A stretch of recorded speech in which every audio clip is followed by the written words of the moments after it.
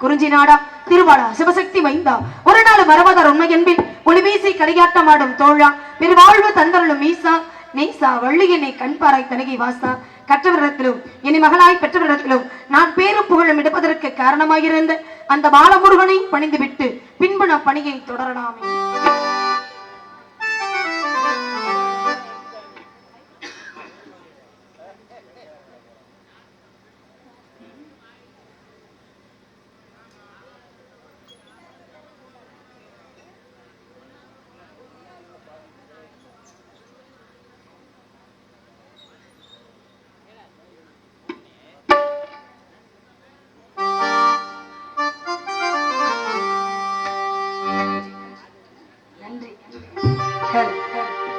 அழகான பழனி மலை ஆண்டவா உன்னை அனுதினமும் பாட வந்தேன் வேலவா.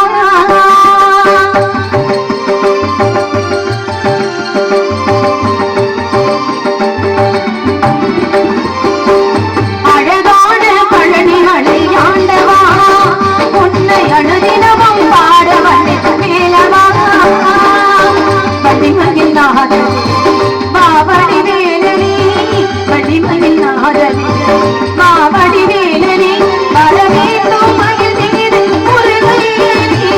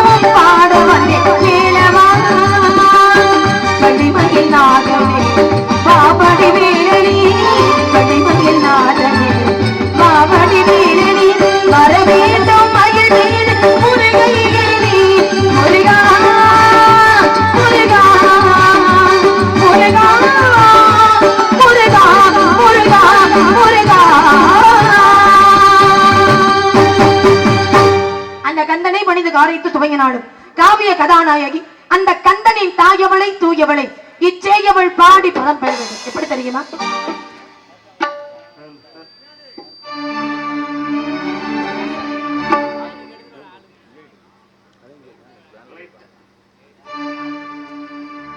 செல்லாத்தா செல்ல மாறியாத்தா எங்க சிந்தையில் வந்து அருகில் நாடி நில்லாத்தா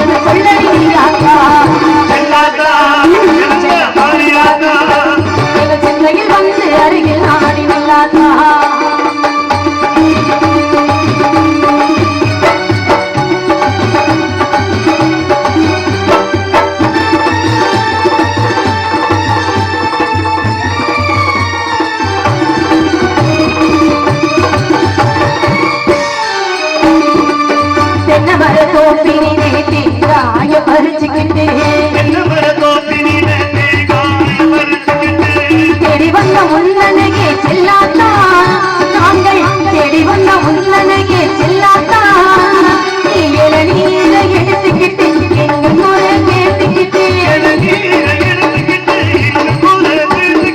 வளமான வாழ்வு கொடு மாறியாத்தா நல்ல வழிதனையை காட்டி விடு மாறியாத்தா உலகத்தில் எடுத்து பாராட்டா இந்த பையனுக்கு சொல்லறியாத்தா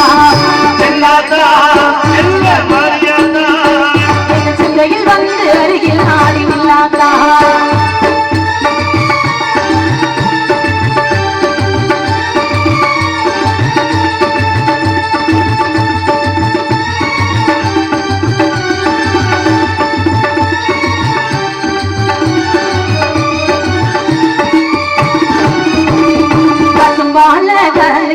கலந்த பாலை எடுத்துக்கிட்டு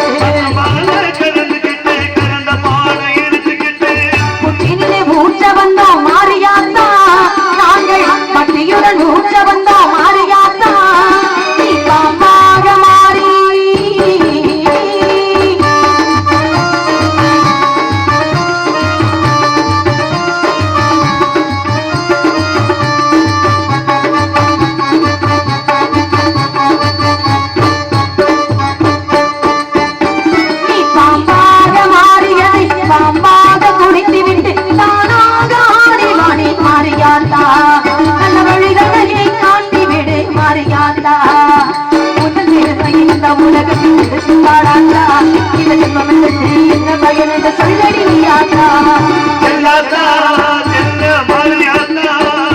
சிந்தையில் வந்து அருகில் ஆடி நில்லாத்தா கண்ணாத்தா உன்னை காணாத்தா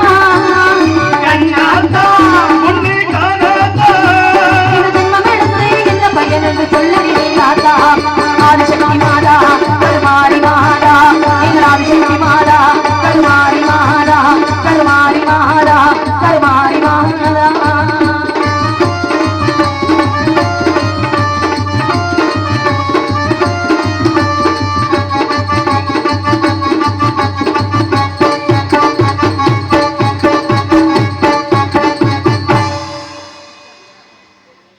ஏன் இப்படி எல்லாரும் பிரம்ம பிடிச்ச மாதிரி உட்காந்துருக்கீங்க? ஏன் என்னாச்சு? என்ன எல்லாரும் செய்வனில் மிதிச்ச மாதிரி இருக்கீங்க? என்ன ஏத்தா எல்லா பெண்களுக்கு என்ன ஊர் கட்டுப்பாடு ஏதாவது? யாரும் கை தட்டக்கூடாது, ரசிக்க கூடாதுன்னு ஏன் எல்லாரும் இப்படி அமைதியா இருக்கீங்களே? ஏன் நாடகம் பிடிக்கலையா? நாடகம் பிடிக்கல, நாடகம் வச்சதே பிடிக்கலையா? நல்லா இருக்குல்ல நாடகம், நல்லா பாடுறோம்ல. அப்ப பாடுறோம்னா என்ன பண்ணணும்? கை தட்டி ரசிச்சா தானே நீங்களா பாட்டை விரும்புறீங்களா? நான் பாடின பாட்டை உங்களுக்கு பிடிச்சிருக்கா அப்படிங்கிறது எனக்கு தெரியும். இப்படி அமைதியாவே உட்கார்ந்து இருந்தீங்கன்னா எப்படி எனக்கு தெரியும் பாடுறத விரும்புறாங்க, பேச்ச விரும்புறாங்க அப்படிங்கிறது எப்படி தெரியும்? அதனால நானும் கிடையாது. இந்த இடத்துல யார் வந்து நானும் சரி, இந்த பாடெல்லாம் முடிஞ்சோடனே ஒரு 4 பேர் கை தட்டினீங்கன்னு வச்சுக்கோங்களேன், அதுதான் கலைஞர்களுக்கு ஒரு உற்சாகப்படுத்தக்கூடிய விஷயமா இருக்கும். அதனாலதான் சொல்றேன். அதனால தயவு செஞ்சு தப்பா நினைச்சுக்காதீங்க. கையை தட்டு. என்னண்ணே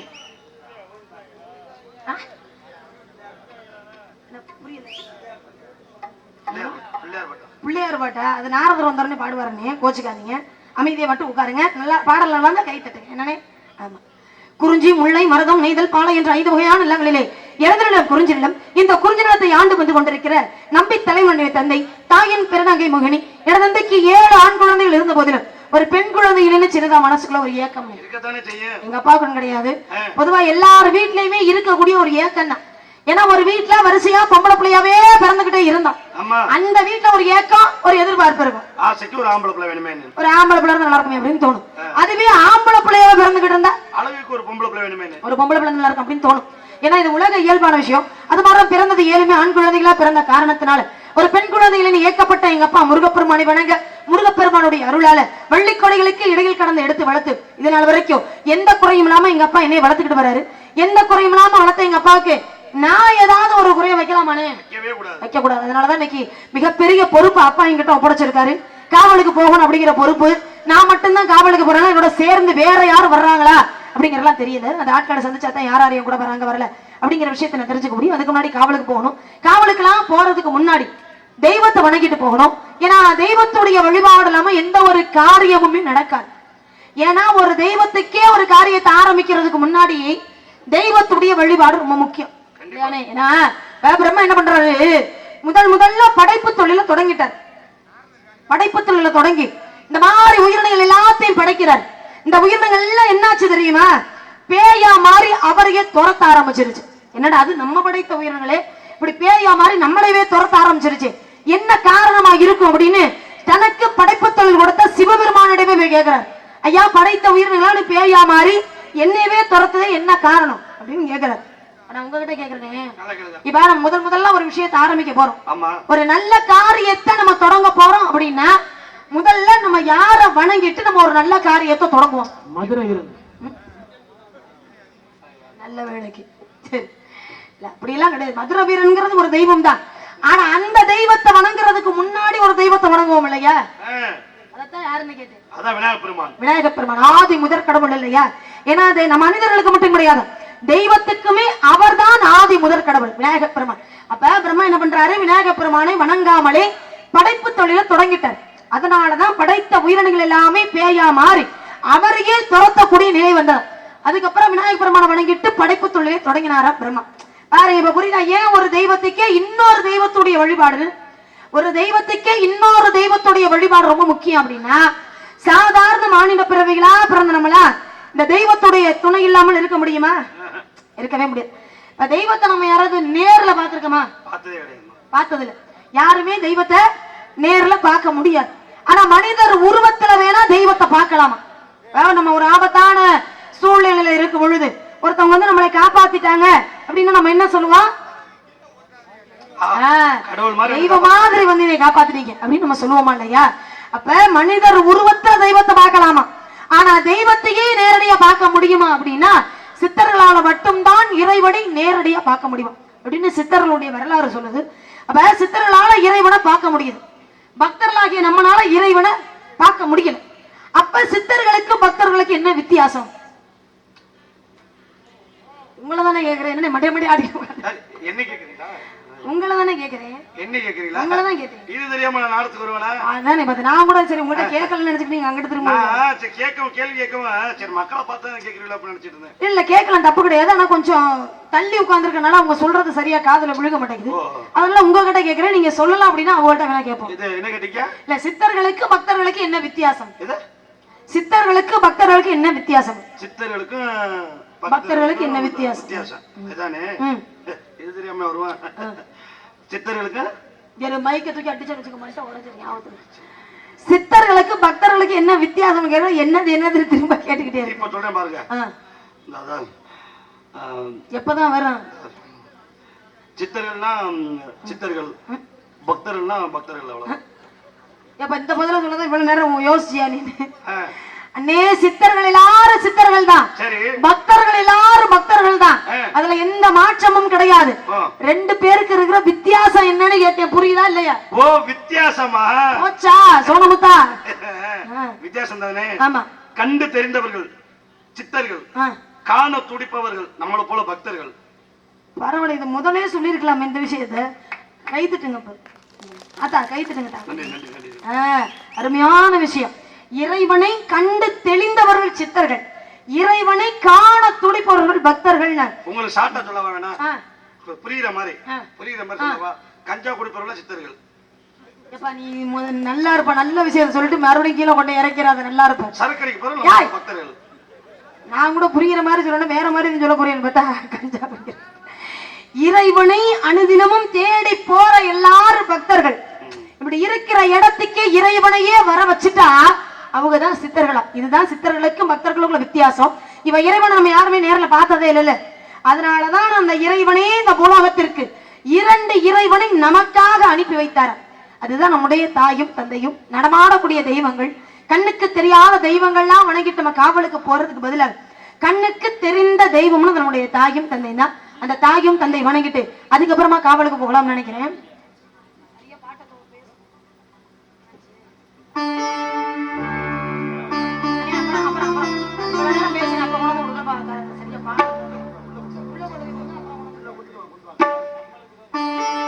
தாயில் சிறந்த கோவிலும் இல்லை, தன்னை சொல்மிக்க மந்திரம் இல்லை, ஆயிரம் உறவை பெருமைகள் இல்லை, அன்னை தந்தையை அன்பின் எல்லை.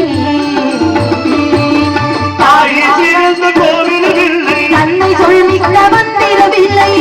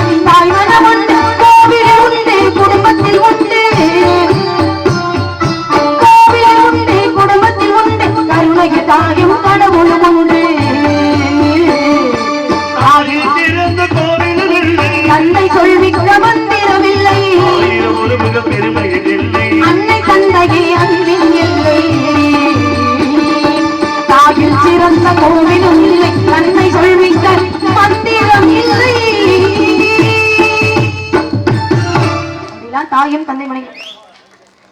நன்றி நன்றி நன்றி கிடந்த வணக்கம். எப்படி உண்மையிலேயே ரசிச்சு கை தட்டினீங்களா? நான் சொன்னேங்கிறதுக்காக கை தட்டுறீங்களா? நல்லா இருந்ததா? அதனால கை ஓ தட்டீங்க. அப்ப உங்களை பத்தி மட்டும் பாடினா வந்து நீங்க கை தட்டுவீங்க. இல்ல அப்படி இல்ல. அதுல என்ன மணியனே, கை தட்டுறதுல 2 வகை இருக்கு. ஒண்ணு ரசிச்சு கை தட்டுற விதம்னு ஒண்ணு இருக்கு. இந்த பாடல் உண்மையிலே நல்லா பாடினாங்க அப்படின்னு ரசிச்சு கை தட்டுற விதம்னு ஒண்ணு இருக்கு. இன்னொன்னு என்னன்னா, போதும் போதும் நீ பாடினதெல்லாம் போதும் அப்படின்னு நல்ல விதமா கையை தட்டி உள்ள அனுப்பி வைக்கிற வேலைன்னு ஒண்ணு இருக்கு. அதனால கேட்டேன், எந்த வகையில நீங்க எல்லாம் கை தட்டீங்க அப்படின்னு. நல்லா இருந்துச்சா? ரசிச்சுதான் கை தட்டினீங்களா? எங்க அப்பா தான் சொல்லிருச்சு, அதனால ஒன்றும் பிரச்சனை இல்லை. நன்றி நன்றி நன்றி கேட்டது. வணக்கம். ஆமா,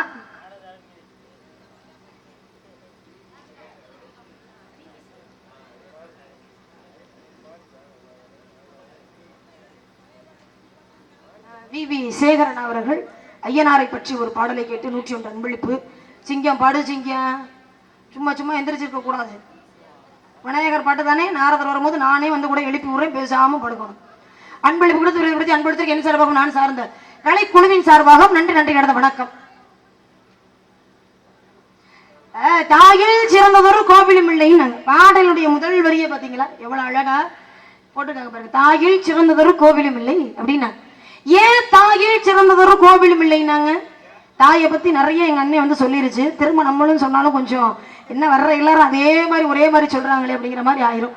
அதனால கொஞ்சம் அதை குறைச்சிக்கிறேன். நான் எப்போ நிறைய பேசுவேன் தாயை பத்தி, அதனால திரும்ப நானும் அதை பத்தி பேசுறேன்னா கொஞ்சம் ஒரு மாதிரியா இருக்கு. அதனால அது இருந்துட்டு போட்டு. ஆனா இந்த பாடலுடைய முதல் வரியில ஒரு சந்தேகம் இருக்கு, அதை வேணா கேட்கவா? ஒரு சந்தேகம். தாயில் சிறந்ததொரு கோவில் இல்லை அப்படின்னா அப்பனா என்ன? தாய் தான் ஒரு கோவில் அப்படின்னு சொல்றாங்க. அது அர்த்தம், அந்த பாடலுடைய அர்த்தம் தாய் தான் ஒரு கோவில் அப்படின்னு சொல்றாங்க இல்லையா? இப்ப கோவில் ஒண்ணு இருந்தா உள்ளுக்குள்ள தெய்வம்னு ஒண்ணு இருக்கணுமா இல்லையா? இருக்கணும்ல. நம்ம ஊர்ல கோவில் இருக்கு, கோவிலுக்குள்ள தெய்வம் இருக்குல்ல, ஐயனார் தானே. ஐயனார்னு ஒரு தெய்வம் உள்ள இருக்கு, ஐயா குடி இருக்கிறாரா இல்லையா? அது மாதிரி எல்லா கோவில்களையும் எல்லா ஆலயத்துக்குள்ளயும் ஒரு தெய்வம்னு ஒண்ணு இருக்குமா இல்லையா? அப்ப தாய வந்து கோவிலுக்கு ஒப்பிட்டு சொன்னா அப்ப உள்ள இருக்கிற தெய்வம் யாரு?